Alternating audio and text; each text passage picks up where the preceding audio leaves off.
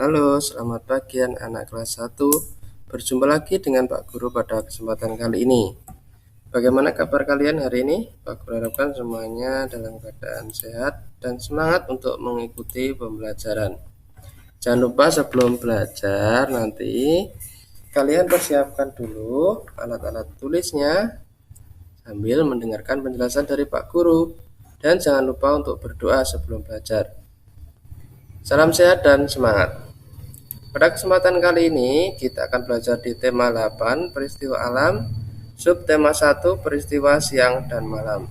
Pada pembelajaran yang ketiga dan keempat. Tujuan pembelajaran hari ini Pak Guru harapkan kalian dapat menuliskan kosakata tentang peristiwa siang hari saat membaca dengan tepat. Kemudian dapat mengukur panjang benda menggunakan satuan tidak baku dengan benar. Dapat menunjukkan sikap pengamalan sila kelima Pancasila, dapat menyanyikan lagu Hari Sudah Siang sesuai nada yang tepat. Lalu yang terakhir, mampu mengenal berbagai jenis aktivitas air dengan tepat. Untuk memulai pembelajaran hari ini, kalian perhatikan gambar suasana siang hari berikut ini. Nah, apa yang mereka lakukan pada saat siang hari? Ya, mereka melakukan kegiatan bermain bersama-sama. Biasanya siang hari kalian sudah pulang sekolah. Pulang sekolah harinya sudah siang. Udara siang hari terasa panas. Akan tapi ada angin yang bertiup sepoi-sepoi. Angin akan membuat udara terasa lebih sejuk. Siti mengajak teman-teman bermain sepeda. Siti sudah bisa naik sepeda. Ayah telah mengajarkan Siti naik sepeda. Banyak permainan yang dapat dilakukan saat siang hari. Jika matahari terasa menyengat, kalian bisa bermain di dalam rumah. Jika udara terasa sejuk, kalian bisa bermain di luar rumah. Nah, kalian melakukan aktivitas biasanya pada siang hari. Nah, pada malam hari, semua aktivitas kalian lakukan di dalam rumah. Tapi kalau siang hari bisa dilakukan di luar rumah dan di dalam rumah. Tergantung cuaca yang ada pada saat itu. Sekarang kita akan mengenal jenis permainan yang ada di dalam dan di luar rumah. Permainan di siang hari. Contohnya ini adalah permainan di siang hari. Anak-anak bermain di taman bermain. Ada yang bermain sepeda, ada yang bermain seluncuran, ada yang bermain bergelantungan, ayunan. Nah, mereka semua tampak riang gembira bermain di halaman atau di tempat bermain. Jadi permainan di siang hari dapat dilakukan di luar rumah. Lalu permainan di malam hari, nah dilakukan di mana? Di dalam rumah, yaitu misalnya bermain mainan. Nah, kalian punya mainan apa? Misalnya boneka, mobil-mobilan, atau puzzle. Nah, itu bisa dilakukan di dalam rumah. Nah, karena suasana malam hari. Jadi ada dua jenis permainan yang dilakukan di luar rumah dan di dalam rumah. Sekarang kalian perhatikan permainan yang dilakukan di siang hari berikut. Nah, kalau dari gambar ini nanti kalian tentukan permainan mana yang dilakukan di dalam rumah dan mana yang di luar rumah. Pak Guru punya 6 gambar. Yang pertama, gambar anak-anak yang bermain seperti ini. Nah, dilakukan di mana? Ya, di luar rumah. Tapi ini juga bisa dilakukan di dalam rumah. Lalu yang kedua, bermain seperti ini. Apa namanya? Kasti. Nah, dilakukan di mana? Di luar rumah. Karena ini tidak bisa dilakukan di dalam rumah. Lalu yang ketiga, bermain seperti ini pakai bambu panjang. Namanya apa ini? Egrang. Nah, ini dilakukan di luar rumah. tidak bisa dilakukan di dalam rumah. Lalu di sini ada teman kalian bermain apa ini? Boneka. Nah, sebaiknya kalau bermain boneka dilakukan di dalam rumah supaya bonekanya tidak kotor. Kemudian yang kelima, bermain seperti ini. Bermain apa ini? Bermain ular tangga atau bermain monopoli, bermain kartu. Dilakukan di dalam rumah. Lalu yang keenam, bermain apa ini? Ya, yang sering kalian lakukan pasti ini, bermain sepeda. Dilakukan di mana? Di luar rumah, tidak boleh dilakukan di dalam rumah. Nah, dari sini kalian sudah bisa mengetahui permainan yang dilakukan di dalam dan di luar rumah. Siti dan teman-temannya tadi asik bersepeda di luar rumah. Mereka mengitari lapangan. Di lapangan banyak anak yang bermain layang-layang. Udin mengajak teman-teman ikut bermain layang-layang. Nah, ini layang-layang Udin yang berwarna ungu. Kemudian ada layang-layang Beni yang berwarna merah kuning. Nah, kalian perhatikan layang-layang mereka, Udin dan Beni. Tampak layang-layang Udin ini lebih tinggi daripada layang-layang Beni. Kenapa layang-layang Udin bisa lebih tinggi? Ya, karena talinya lebih panjang. Nah, senarnya lebih panjang. Nah, daripada senarnya Beni. Nah, kamu bisa tidak mengukur panjangnya senar layang-layang atau tali layang-layang? Nah, tentunya bisa. Bagaimana cara mengukurnya? Nah, coba kita ukur dengan satuan tidak baku. Apa itu satuan tidak baku? Ayo ingat kembali.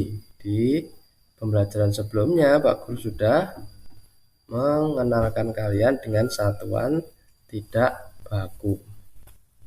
Antara lain, satuan tidak baku adalah yang seperti ini pakai jari, namanya jengkal tangan, posisinya seperti ini. Jari kelingking dan jari jempol posisi lurus dalam satu garis. Lalu ada satuan tidak baku yang namanya depa, yaitu caranya dengan tangan kanan dan tangan kiri direntangkan lurus dalam satu garis. Ini untuk mengukur panjang. Kira-kira untuk mengukur panjang tali layang-layang tadi menggunakan satuan yang mana yang paling mudah? Nah, bisa menggunakan jengkal. Nah, sekarang kita lihat Udin dan Beni mengukur panjang tali layang-layang menggunakan jengkal tangan. Nah,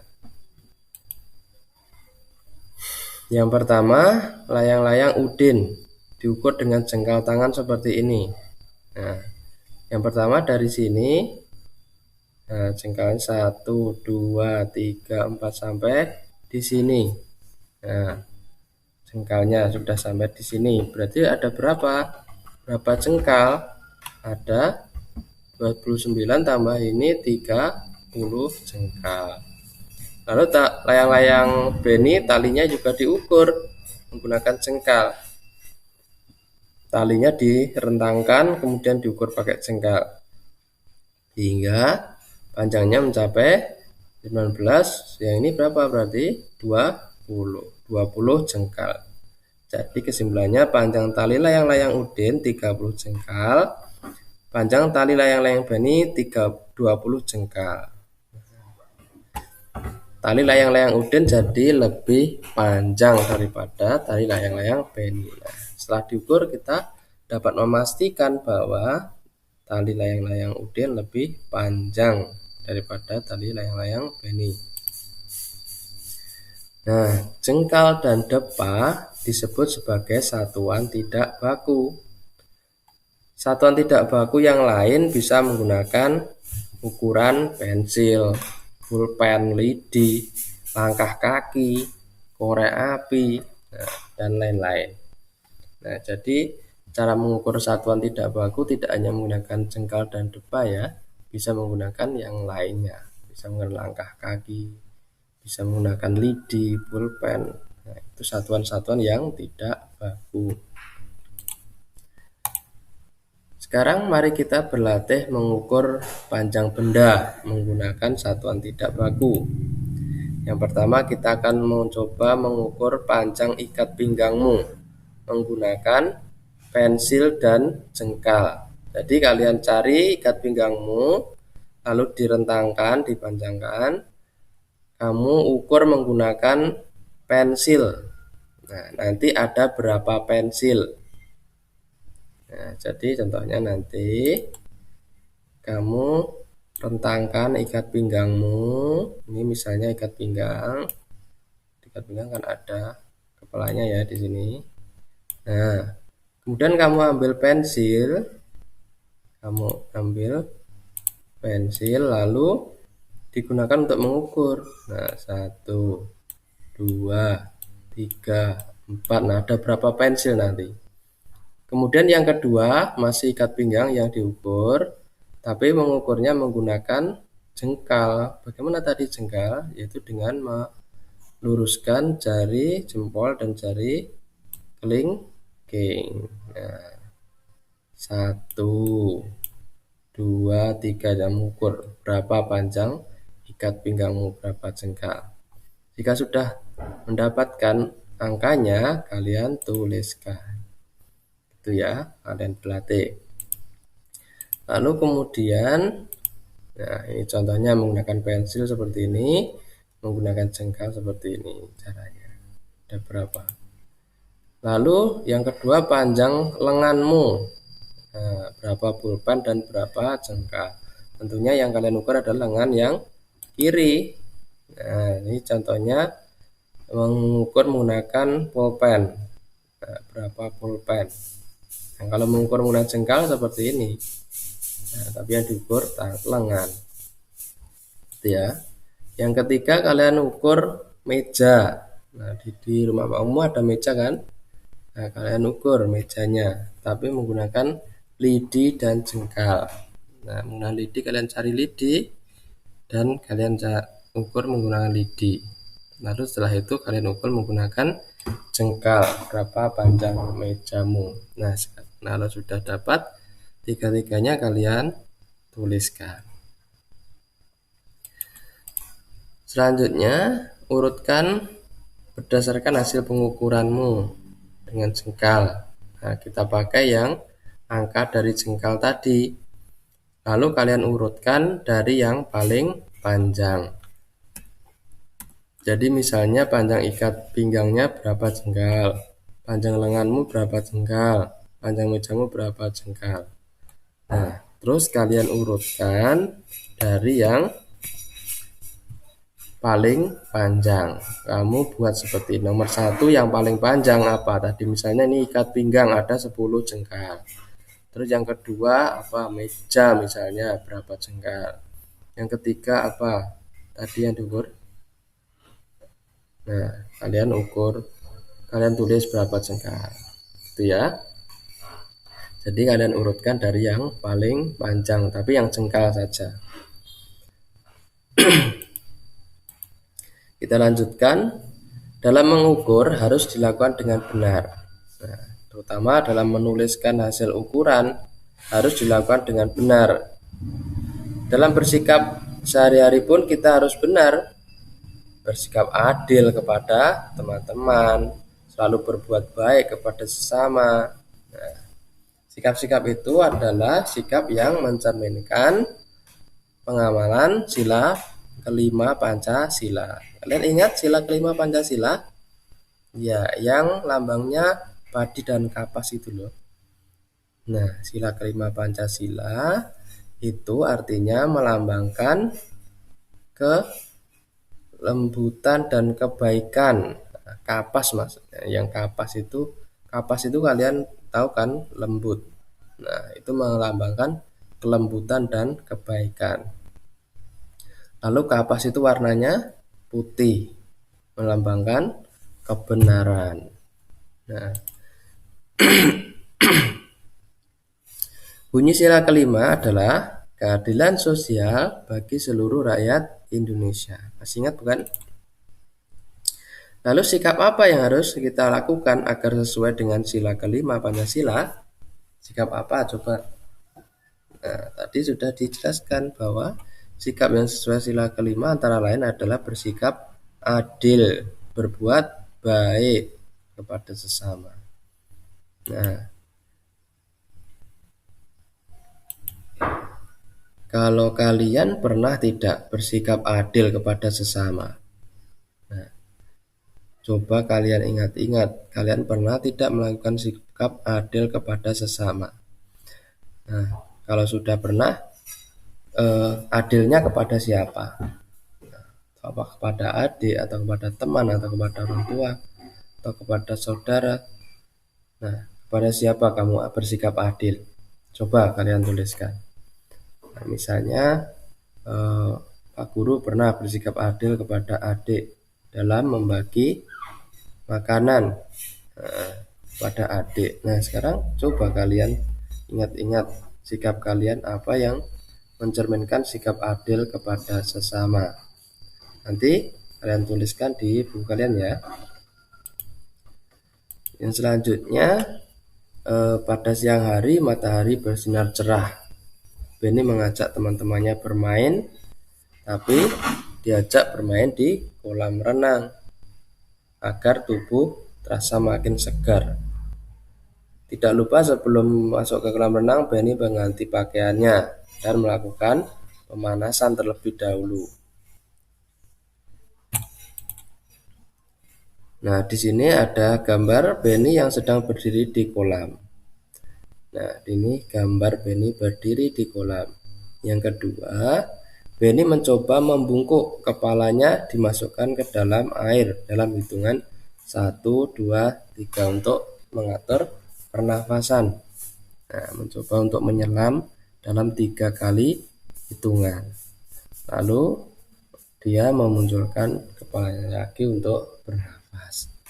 Nah, ini adalah salah satu contoh gerakan yang bisa dilakukan di dalam air. Antara lain adalah gerakan membungkukkan kepala masuk ke dalam air. Ini tujuannya adalah untuk pengaturan pernafasan pada saat berenang atau menyelam, untuk berlatih mengatur nafas. Nah, sekarang kalian mencoba kegiatan menulis. Nah, kemarin sudah diawali menulis huruf tegak bersambung. Sekarang kita akan menulis juga dengan huruf tegak bersambung tentang kegiatan di siang hari. Contohnya nih Pak Guru punya 1, matahari bersinar cerah hari ini. Ditulis dengan huruf tegak bersambung, matahari bersinar cerah hari ini. Yang kedua, ketiga, dan keempat nanti kalian yang menulis di buku tugas kalian. Tubuh terasa segar tersiram air. Yang ketiga, panas sangat terik. Yang keempat, lebih nyaman bermain di dalam rumah. Kalian tuliskan ya di buku kalian.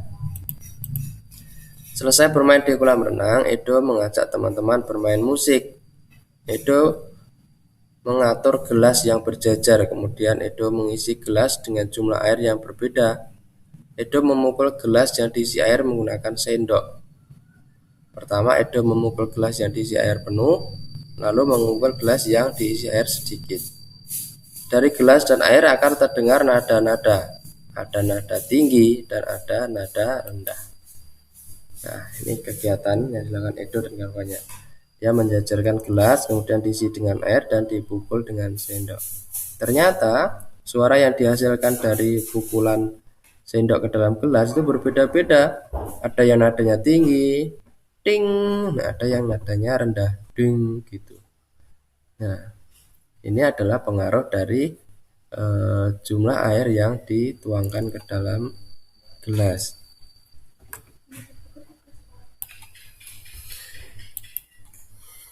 Jadi ada nada tinggi dan ada nada rendah. Ini contohnya gelas yang diisi air dengan jumlah yang berbeda-beda. Masing-masing gelas akan menghasilkan nada yang berbeda. Nah, Kesimpulannya, nada rendah dihasilkan oleh gelas dengan air yang sedikit. Jadi air yang sedikit ini nadanya nanti rendah kalau dipukul. Lalu air yang banyak akan menghasilkan nada yang tinggi. Jadi airnya banyak ini kalau dipukul nadanya malah tinggi. Itu ya. Jadi semakin banyak airnya, semakin tinggi nadanya. Sekarang mari kita menyanyi lagu Hari Sudah Siang dengan gembira. Nah, di sini Pak Guru punya lagu Hari Sudah Siang ciptaan anonim. Lagunya bagaimana? Coba kita dengarkan dan nanti kita coba nyanyikan bersama-sama.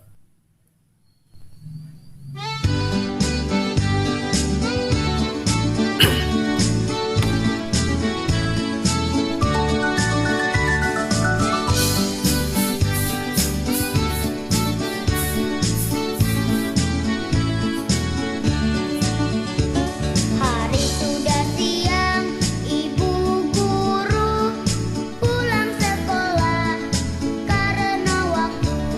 Selamat siang, selamat siang. Nah, lagunya seperti itu contohnya. Nah, coba kita nyanyikan. Hari sudah siang, ibu guru pulang sekolah karena waktu. Selamat siang, selamat siang. Kini kami kan pulang. Selamat siang, selamat siang. Esok kami kan datang. Diulang 2 kali ya. Hari sudah siang, ibu guru pulang sekolah karena waktu. Selamat siang, selamat siang. Kini kami kan pulang. Selamat siang, selamat siang. Esok kami kan datang. Nah, lagunya kira-kira seperti itu. Nanti coba kalian nyanyikan, atau kalau belum bisa berlatih dulu. Kalau sudah bisa kalian nyanyikan ya. Nanti hasilnya bisa dikirimkan ke Pak Guru. Akhirnya pembelajaran hari ini selesai. Jangan lupa tadi ada beberapa latihan yang harus kalian kerjakan, yaitu yang pertama mengukur panjang benda, yang kedua menulis sikap pengamalan sila kelima Pancasila, yang ketiga menulis kegiatan siang hari menggunakan huruf 3 bersambung, kemudian yang keempat menyanyi lagu Hari Sudah Siang. Sampai jumpa di pembelajaran berikutnya. Salam sehat dan semangat.